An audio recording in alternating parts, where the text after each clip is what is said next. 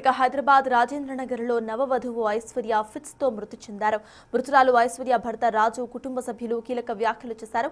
ఐశ్వర్య రాజు ఇద్దరు కూడా ఇష్టపడి నవంబర్ 23న కుటుంబ సమక్షంలోనే పెళ్లి చేసుకున్నారని తెలిపారు. అయితే ఎప్పుడూ ఐశ్వర్యతో రాజు గొడవ పడినట్టు తమకు చెప్పలేదని, ఇవాళ ఉదయం తన భార్య చనిపోయినట్లుగా రాజు ఫోన్ చేసి చెప్పాడని కుటుంబ సభ్యులు తెలిపారు. మరింత సమాచారం మా ప్రతినిధి అనిల్ అందిస్తారు.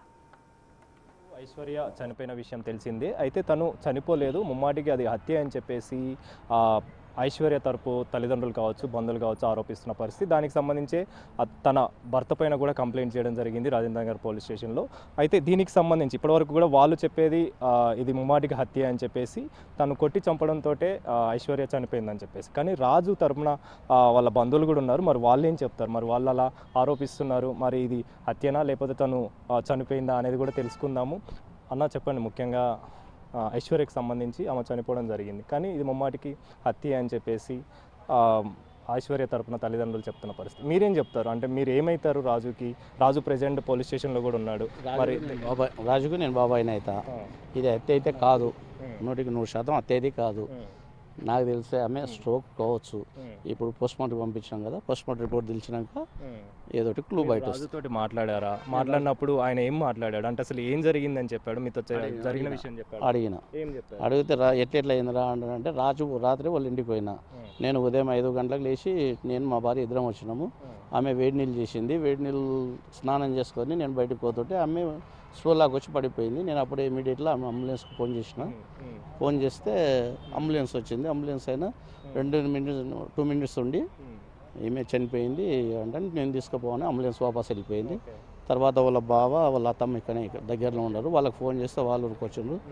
చూస్తే వాళ్ళు చనిపోయిందంట అన్నాడు. ఇంకా పిఎస్కు రాజుని తీసుకొని వచ్చిండ్రు. వాళ్ళ బంధువులు బామ్మర్దులు వాళ్ళందరూ వచ్చి రాజుని కొట్టిండ్రు. అట్లా ఇట్లా ఎలాంటి పరిస్థితిలో ఉందంట ఆ టైంలో?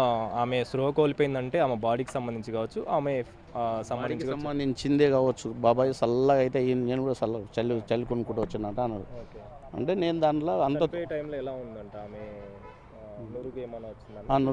నోటికి వెళ్ళి నురుగు వచ్చిందంట అన్నాడు. అంటే ఏమన్నా రాత్రి ఏమన్నా ఆల్కహాల్ తీసుకున్నారా ఏమంటాను కూడా అడిగినా. అంటే ఏం లే బాబా, ఎవరంతా వాళ్ళే కామోషన్ ఉన్నాము అంటే అన్నాడు.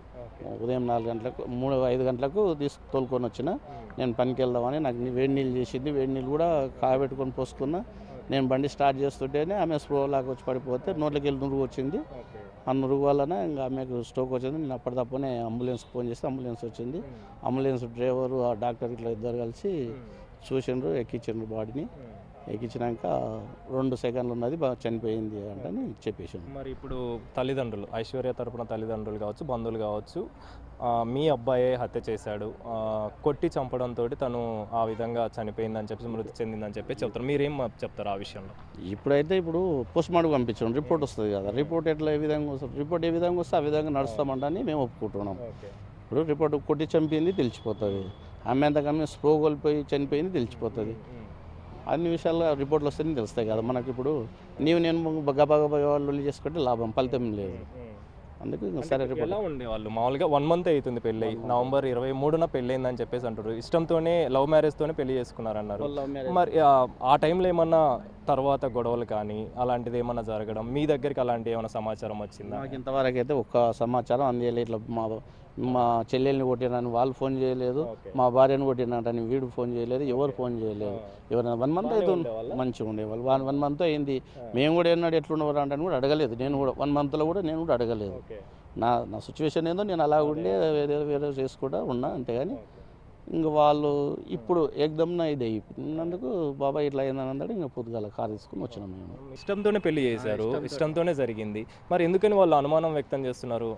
ముమ్మాటికి ఇది హత్యే తల్లిదండ్రులు ఆరోపిస్తున్న పరిస్థితి. ఆ విధంగానే ఇప్పుడు ప్రెజెంట్ కేసు నడుస్తుంది. మీరు ఏం చెప్తారు ఈ విషయంలో? దానికైతే మనం ఏం చెప్పాను కదా, వాళ్ళ నుండి ఇలా నుండి అయితే మాట్లాడడానికి ఏం ఇబ్బంది ఏం లేకుండా. అయితే వాళ్ళిద్దరు లవ్ చేసుకొని వచ్చారు, మన ఇంటికి వచ్చారు, ఇట్లా పెళ్లి చేసుకోవాలనుకుంటాం అని చెప్పి వచ్చారు. సరే బట్ వాళ్ళ నుండి మాట్లాడదామని చెప్పి మాట్లాడితే మీరు చేసుకుంటే మంచిగా ఉండు అని చెప్పి వాళ్ళు చెప్పారు. అమ్మాయి తరపుకి వెళ్ళి చెప్పారు. చెప్తే మేము వెళ్ళి మనం కూడా దగ్గర మ్యాచ్ చేసుకున్నాం. ఇక్కడికి వచ్చి కంప్లీట్ చేసాం. వాళ్ళ అన్న వాళ్ళు ఇట్లా బెదిరించిన ఏమన్నా చేసిన గిట్ట మీరు ఉండాలి సార్ అని చెప్పి ఇక్కడ కంప్లీట్ ఇచ్చి వెళ్ళాం. సరే అని చెప్పి వెళ్ళేసి మనం కూడా అలా పెళ్లి చేసుకొని వచ్చాం. 2 వీక్స్ అయిపోయినాక వాళ్ళ వాళ్ళు గిట్ట వచ్చారు. వాళ్ళ అమ్మ తరపుకి వెళ్ళి వచ్చి ఇట్లా పెళ్లి చేద్దాం అబ్బా ఇంక ఎట్లా అయ్యింది అయిపోయింది ఎక్కడైనా ఇచ్చి చేసేది కదా అన్నట్లు వాళ్ళు కూడా వచ్చి మాట్లాడి ఇంక అందరం కలిసిపోయి పెళ్లి చేస్తే మ్యారేజ్ సర్టిఫికేట్ అవి వస్తాయి కదా, దాన్ని చూద్దాం, కళ్యాణ లక్ష్మి వస్తాయి కదా, దాన్ని చూద్దాం పెడదాం, అవి అయితే ఇలా అన్నట్లు వాళ్ళు మాట్లాడారు.